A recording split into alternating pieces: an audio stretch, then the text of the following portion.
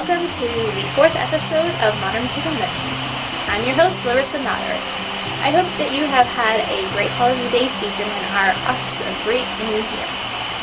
So first, I want to apologize for taking such a long break, but I got a new job and it is very difficult and I've had to learn a lot of new things.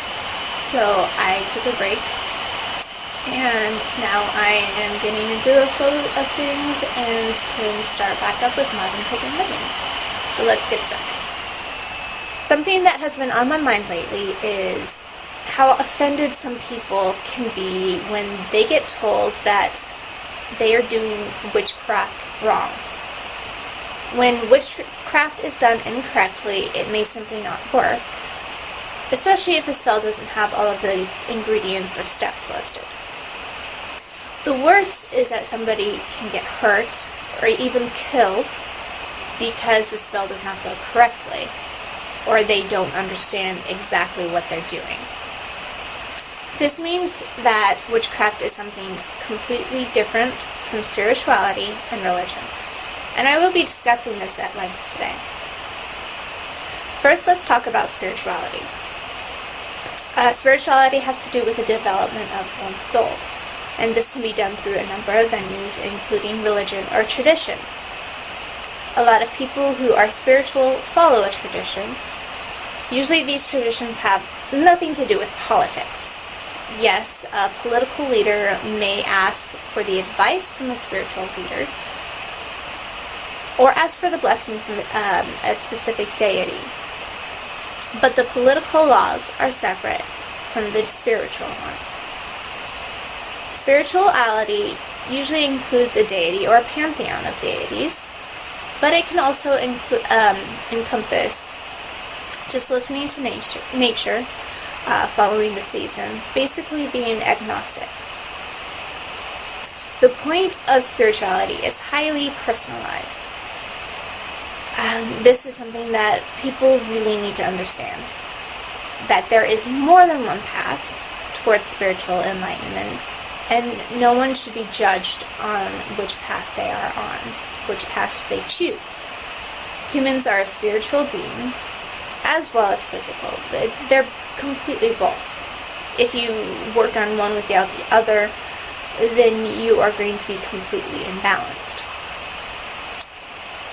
I truly believe that because people have been focusing mostly on the mundane, or the material world, that this has caused an imbalance in the psyche of the entire world. People, even in the pagan world, have become so focused on what their tradition or spirituality is that they think theirs is the only way. Pagans have a habit of Christian bashing, which is really bad, but I think it's because of all of the persecution we have received over the years. They cringe whenever somebody they are just meeting or I don't know. They cringe when they hear that somebody is Christian. And unfortunately, we're not all immune. I caught myself considering not taking the job that I was talking about because the owners were obviously Christian, with all of the pamphlets and books they have around their practice. They have paintings as well. I was worried about being persecuted or them trying to convert me. I realized that was completely hypocritical of myself. And it's a really good job. It's tough. But think of the opportunity that I would have missed if I had passed up this job simply because they were a Christian. Christ or God has not come up once since the interview, or during the interview. Actually, it has come up, but just in offhand conversations. We haven't had long philosophical discussions, and they haven't tried to convert me. My boss is tough but fair and honors hard work. And that's what everybody should concentrate on, is the actions of people. And do they honor their word? Do they have integrity? Do they say what they say they're going to do? The kind of thinking that because somebody is Christian or Buddhist or Dacian or a witch or not a witch is just because somebody's on a different path, you can't be friends with them. That needs to stop. Just because somebody's a different color, just because somebody's gay, just because somebody's straight, it needs to stop. There is more than one spiritual path. You must follow what you are called to, what your heart tells you to follow. So you follow what you want. Don't try to convert me. I'll follow what I want, and I won't try to convert you. Live the spirituality that calls to you. Now, in talking with spirituality, we also need to talk about religion. The way I view religion is that religions are spiritual traditions that have become politicized. And they use it to control people. I think that this is where a lot of prejudice has come into play. Humans have such a thirst to grow their soul, and they desperately want to seek it out. When somebody who has been in an institutionalized religion tells the average seeker that there is only one way to salvation, that person might get frightened into thinking that that is true and join that institution. The other thing is that they grow up with it. In my previous post, in my previous video, I talked about how I grew up Catholic. Well, that's because my family was Catholic. And in something that has been passed down generation to generation to generation, sometimes it's very difficult to break away from that because you have that community. And that was a difficult thing for me. But what I feel is amazing about the time that we live in is that we do have that option to break away from what we grew up with and find what truly calls to us. So, back to religion.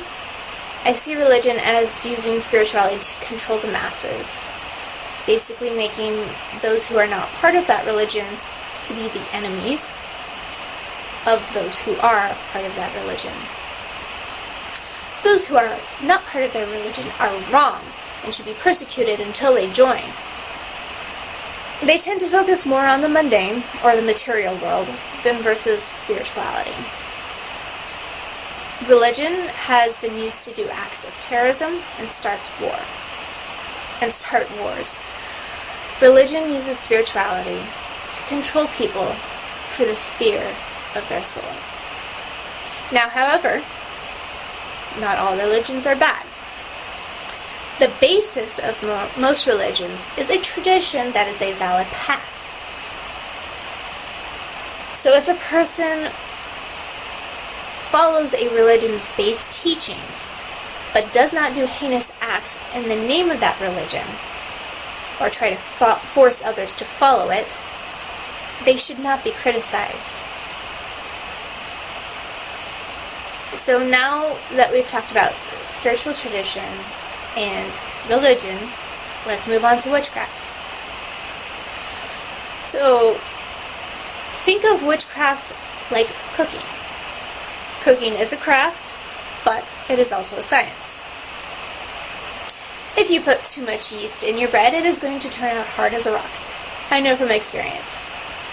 If you undercook your chicken, you are liable to get sick from salmonella. In cooking and baking, you usually follow a recipe, and if you don't have all of the ingredients, you come up with something that works when you are good enough of a cook. And I didn't used to be able to do that. but now I can. You either know it by heart, or you can come up with something new because you know the rules of how everything works together by taste, texture, and consistency. This is exactly how witchcraft works. Spells are the recipes that you follow to the T, or it won't turn out. The only difference here is that you cannot substitute one ingredient for another. You have to use a different spell, or come up with your own based on the ingredients you do have.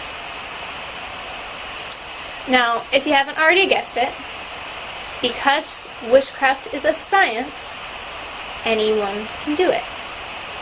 You do not have to follow a specific spiritual path to do witchcraft.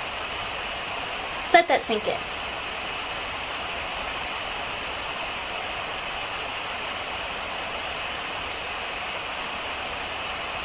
Remember, you do not have to follow a specific spiritual path to be a witch.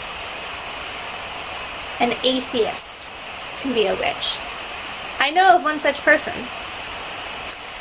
This also means a Christian can be a witch. Yes, there is such a thing as Christian witchcraft. Prayer is a powerful thing. Prayer is a type of spell. Now, in witchcraft, there are different levels of basically how powerful the magic is. There's low level, medium level, and high level. The low level is the basics. The medium is more complicated, usually working with spirits and entities. And the high level is actually working with the deities. Now, the low and the medium are open to everyone. The high level is where it can become confusing, and probably where the misconception of magic and tradition having to be one and the same thing comes into play. High level magic can only be done by those who have a connection with said deities, usually priests and priestesses. Those who practice high magic are not necessarily witches, but they understand the concept of witchcraft, even if they do not realize it, because the basics are the same. We will discuss these levels more in the future. So hopefully now you can see the difference between witchcraft and spirituality. Witchcraft is a science that does have a wrong way to do it. Spirituality is highly personalized and is up to each person. That's it for this episode of Modern Pagan Living. This is a series to help pagans find their path, learn the basics of witchcraft, and discover what it means to live a modern pagan life. Thanks for watching or listening. If you enjoyed these, please like and subscribe, and keep an eye out for my next episode. If you have any questions, you can email me at larissanotter@gmail.com. Thanks. Have a nice day. Bye.